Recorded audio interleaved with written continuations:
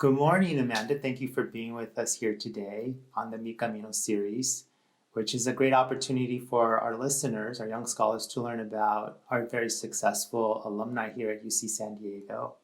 So to start with, I would love for you just to share with our audience the year you graduated, what was your major, what was your college, and why did you choose to come to UC San Diego? Well, thank you for having me. I am extremely excited. My name is Amanda Corona. I graduated from UC San Diego in 2009 with a degree in biological anthropology from Muir College. And why did you want to come to UC San Diego? UC San Diego was actually an interesting choice. It came down to deciding between UC Davis and UC San Diego. And I went to my dad and said, where do I go? And he said, Davis has cows, with a straight face. And then proceeded to say, San Diego has the Chargers. Why would you go anywhere else? And that was a decision that led to probably the best decision I've ever made. Awesome. And maybe you could tell us a little bit more about your parents and your family structure. What was it like growing up? What part of California did you come from? So I was born and raised in Orange County, California, but my family is from Guadalajara, Mexico. I am the oldest of four. We are all 4 years apart, girl, boy, girl, boy. And my family, I'm actually the first in my family to graduate high school, go to college, and graduate from college. And you mentioned your major earlier. What attracted you to that particular major? So biological anthropology was actually not the major I started UC San Diego with. I initially came to UCSD with the desire to be a pediatrician. So I was bio all the way. And I quickly learned that math and science don't speak to me, and I get a little queasy around blood. So a counselor finally sat me down and said, sweetie, what are you doing? And that's when I decided to take some general electives, and I found anthropology. And I walked into that class, and after about an hour, I went back to the counselor and said, I'm changing my major. I'm going to be an anthropologist. And what do you remember about your first quarter or year here at UC San Diego? What was that like? And if you had any challenges, how did you overcome them? So my first quarter at UC San Diego was an eventful quarter.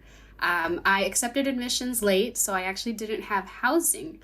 And when we came to figure out, where am I going to live? I was talking to my mom, and she said, I think you have an aunt who lives in National City. Let's call her and see if you can stay with her.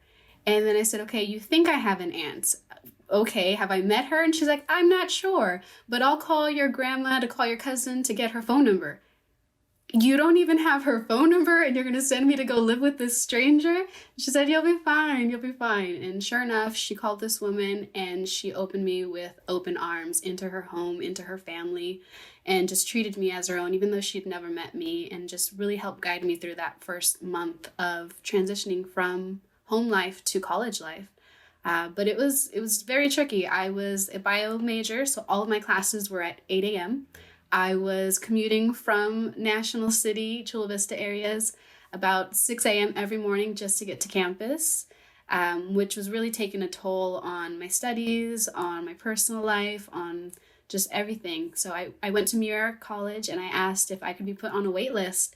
And I don't know what was smiling down on me that day, but they found a place for me, and I moved into a triple about a week later. What's a triple? So a triple is one dorm room with 3 beds, 3 desks, 3 dressers, and 3 complete strangers put together for an entire year. And this was my very first experience living with complete strangers, but it was really an opportunity to get to know different people and different academic styles and different interests. I had no idea all the things that people could do. And these girls actually really became my crutch and my support systems. I remember actually about a quarter in walking down to the payphone in Muir College when payphones still existed, and calling my mom ready to come home. And I was in tears, and I said UCSD wasn't where I wanted to be. I missed my family. I wanted to be closer to home. I made a plan to go to a community college and transfer, a few years later, and dial tone. My mother hung up on me, and my roommate looks at me and she says, "What happened?" And I said, "My mother hung up on me." And she's like, "No, you lost connection. Something happened." I was like, "No, she hung up on me." And my roommate asked, "Well, what does that mean?" I said, "That means I'm not leaving. That means I'm staying here and I'm going to have to figure it out." And she just kind of walked me back to the dorm room in tears. And sure enough, we figured it out. So what were some of the things you did to figure it out?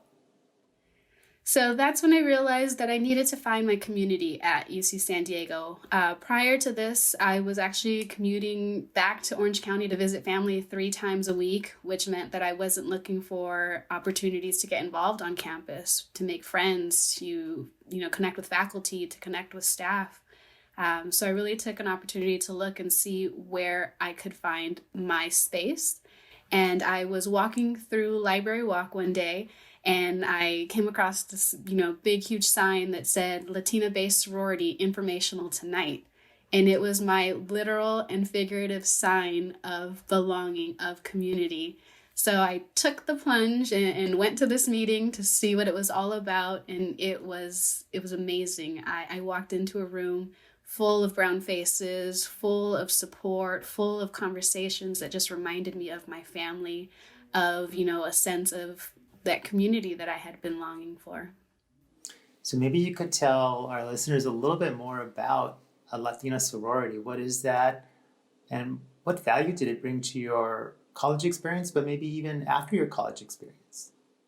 So the sorority I joined was Lambda Theta Nu Sorority Incorporated. And what really excited me about that group was their pillars. And the things that they focused on was 1, academics, 2, community service, and 3, sisterhood. And for me, that was just the whole well-rounded, holistic look of what I wanted to do and be in college. And, I had these women who were finally asking me about my GPA, who were, telling me to go to the library, who showed me where the library was, how to study, how to take advantage of internships and centers on campus. And then in addition to the academics, really taking a look at how we can support our community through, blanket drives, through hosting conferences on campus where we invited middle school Latinas to come and experience what UC San Diego is and to begin to see themselves there. And beyond those 2, these women really became my family, my home away from home. They were my bridesmaids, my maid of honor, godmothers to my daughters, at weddings mutually. They're often calling my mom and calling my sister, and just it's a huge extended family. So sorority life sounds like it really suited you very well, and maybe an excellent opportunity for some young Latinos who might be coming to UC San Diego. Thank you for sharing about that. I'd like to talk a little bit more about family life, because I feel like for us first generation Latinos that go to university, there's something that happens in our formative years where our parents are giving us consejos or sharing dichos with us. And I'm wondering if you can recall anything in your formative years that maybe your parents or a parent said to you that really encouraged you to seek higher education. Definitely. Growing up in our household, education was seen as the pinnacle. We were told that education is the one thing that can never be taken away from you. And if you have education in your corner, then you have all the tools that you need. So I never knew anything otherwise, even though my parents don't have high school education and have never gone to college. But they knew the value and they knew the importance of instilling it in us early on. So from the age of 2, I knew I was going to go to college. And at the age of maybe about 5 or 7, I knew I wanted to be a doctor.